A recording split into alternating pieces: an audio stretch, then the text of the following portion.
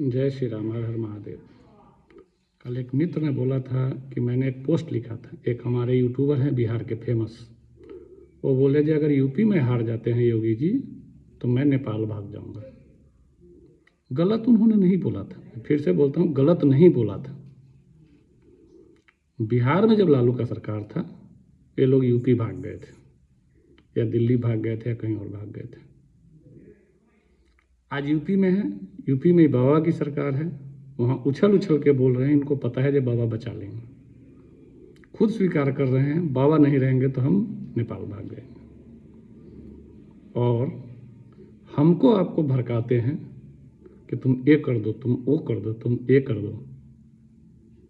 ऐसा ही कुछ हमारे देश के युवा 2021 के अगस्त में एक संविधान बचाओ आंदोलन हुआ था जंतर मंतर पे, संविधान बदलो।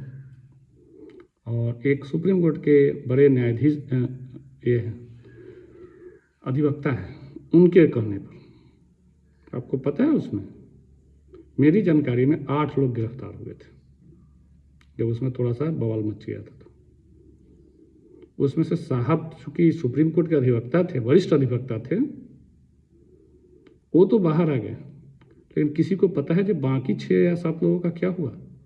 कोई पता करने का कोशिश कीजिएगा। एक बात याद रखिएगा, किसी के उकसावे पर आकर अगर आप किसी दंगे फसाद में नाम आपका आता है तो जमानत, मान लीजिए एक बार के लिए तो बहुत बड़ा आपके लिए लॉबी हो गया तो जमानत करवा लेगा, लेकिन क्या कानूनी लड़ाई वहीं पे ख़त्म हो जाती है? उसके बाद आगे की लड़ाई होती है। तो ऐसे किसी भी जगह पे अगर आप जाते हैं तो ये बात सोच के जाइए, क्या आप में वह सामर्थ्य है कि आप आगे की प्रक्रिया को झेल सकते हैं? क्योंकि लड़ाई आपको अकेले लड़नी पड़ेगी। कुछ दिनों तक कुछ लोग साथ दे सकते हैं, लेकिन उसके बाद सब साइड हो जाएंगे एक एक करके।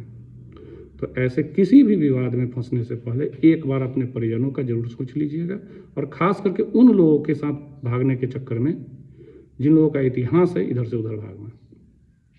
बिहार में 3-4 यूट्यूबर थे जिनको लोग, अब बताना नहीं चाहता हूँ मैं किस जाति के थे, क्योंकि मैं जाति वाला बात पर विश्वास रखता नहीं, लेकिन वो एक ही जाति के थे तीनों।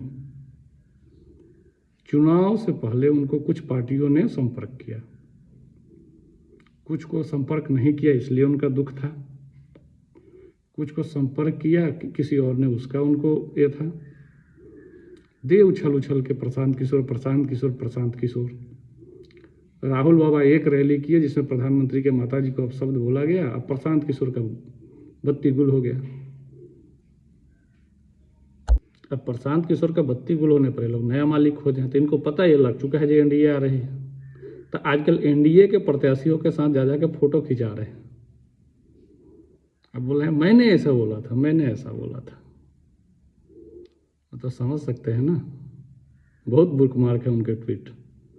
चुनाव परिणाम के बाद उन पर चर्चा होगी।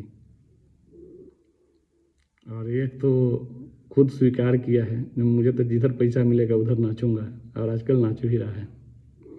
रही बात बिहार के विकास के लिए, तो कल आपने एक चीज़ देखा था जो नीतीश जी ने एक वीडियो जारी किया जिसमें उन्होंने बोला था कि 2005 में उनको कैसा बिहार मिला था, बिहार की जनता की उपेक्षाएं उनसे क्या थी,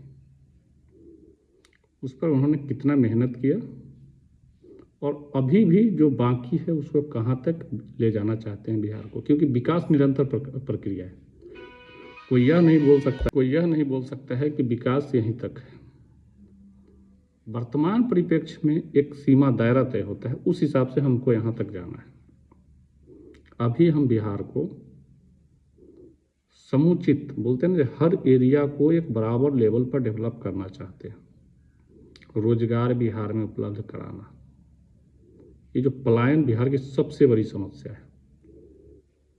हाँ, ये जरूर मैं बोलूँगा, जो लोग बोलते हैं बिहार से पलायन किया, तो 2004-05 से पहले बिहार का पलायन का रेशियो निकाला जाए और 2005 के बाद बिहार का पलायन का रेशियो निकाला जाए, आपको पता लग जाएगा कितने लोग तब पलायन किए थे, कितने लोग अब पलायन किए हैं। अगर मिनिमम 100% पहले अगर 200 जाते थे तो अब 100 जाते, ये रेशियो जरूर आ गया है। काम तो हो रही है ना। फैक्ट्रियाँ जो बंद करवाए हैं वह रोजगार कैसे देंगे, या जो फैक्ट्री खुलवा रहा है उसको रोजगार देगा आपको, यह आपको डिसाइड करना है। रही बात सड़क की और बिजली के बारे में, तो नीतीश जी ने खुद बोला था, जो पहले कितनी बिजली आती थी, आज बिहार में कितनी बिजली आती है। हाँ, एक चीज़ और,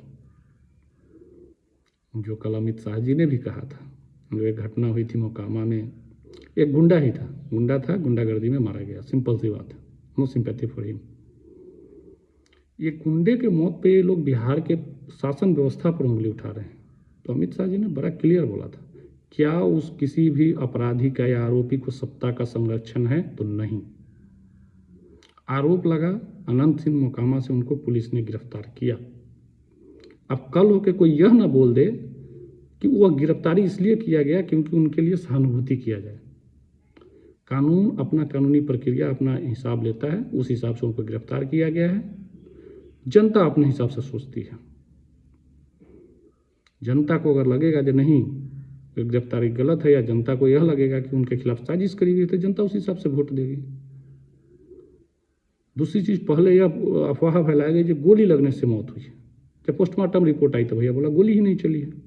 तो प्रोपेगेंडा का दौर जो है किस स्तर तक है, वह सोचने वाली बात है। तीसरा, कन्हैया कुमार सनातन को गाली देते हैं, खुद छठ पूजा करते हैं। रवीश कुमार, सनातन में उनको विष नजर आता है, खुद छठ पूजा करते नजर आते हैं। सनातन के पद्धति पर उंगली उठाते हैं। अब फिर वही जाते हैं, जो वही वाली बात है, कैमरा पर सनातन को गाली दो और पीछे जाके चाटो, वो वाली बात आ जाती है। और आजकल कांग्रेस के चमचों को एक ख्वाब आ रहा है कि भैया आरएसएस बैन कर देंगे। तुम्हारे पूर्वज खप गए आरएसएस को बैन करने में, आरएसएस विस्तार किया, तुम्हारी पीढ़ियां खप जाएंगी, आरएसएस विस्तार करेगी। इतना विराट स्वरूप विस्तार करेगी कि तुम एक जड़ काटने की कोशिश करोगे, वह 100 जड़ देगा। क्योंकि आरएसएस का जो जड़ है ना, स्वार्थ पे नहीं है, सेवा पर है। जहाँ सेवा भाव होता है ना, वह जनता स्वतः जुड़ती चली जाती है।